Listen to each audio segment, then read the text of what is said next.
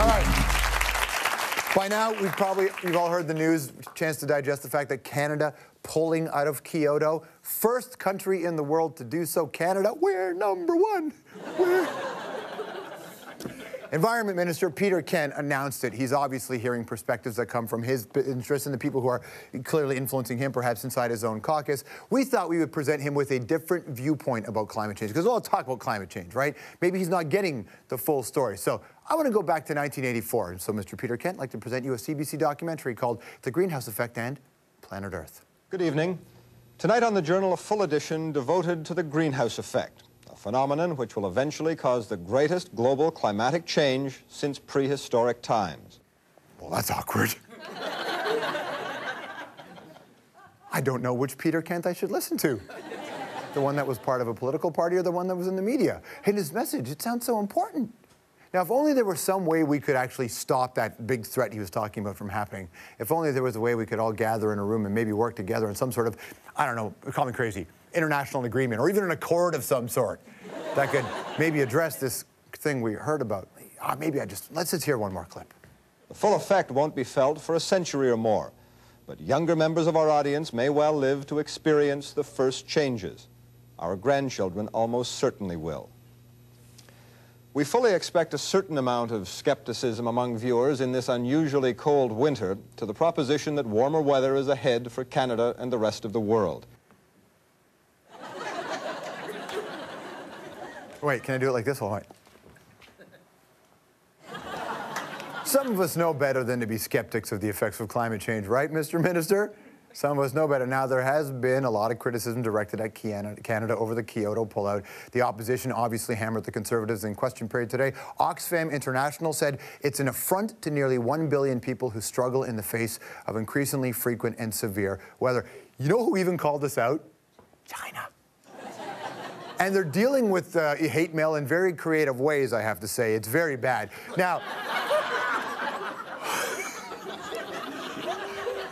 here's the thing, and I'm not telling you to take a position on the other side, but I'm cautioning you Canadians against the thing that we are really good at doing.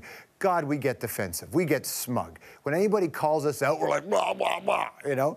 This has a lot to do with oil sands and who this particular government is, you know, who their basic constituents are in Alberta, and that's what it is. Desmond Tutu, the bishop, wrote an open letter to Canadian politicians. The bishop! Here's what he said. Canada, you were once considered a leader on global issues like environmental protection. Today, you're home to polluting tar sands, oil speeding the dangerous effects of climate change.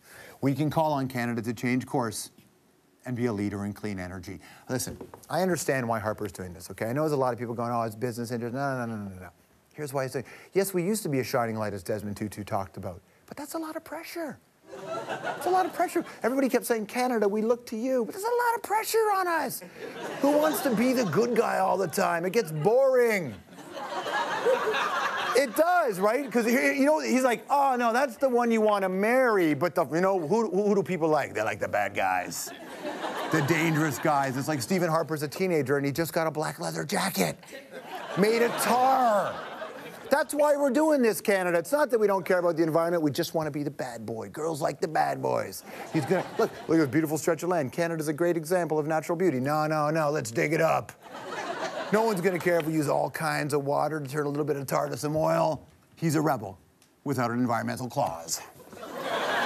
Now, speaking of rebels, our favorite son hero. That's right, our hero is back in the news. There's little Justin Bieber, my friends. He's got a new perfume ad called Someday. Well, come on, we have to. We're all gonna be working for him someday. Check it out. Hey Dad, it's Justin. Your daughter wanted us to chat. But I feel like we got off on the wrong foot. I mean, I get it. I'm a huge megastar. I got a full head of hair. You know, yeah, I get it. But it could be a lot worse. Think about it. Guys her age. Well, remember when you were that age? Exactly. So next time you hear her scream my name, relax. It's better than hearing her scream Joey, who lives next door. Am I right?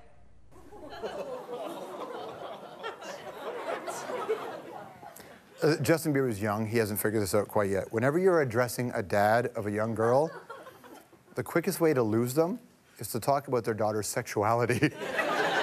Scares the hell out of them. And what's this, oh, I got a full head of hair. Is that a shot at bald guys?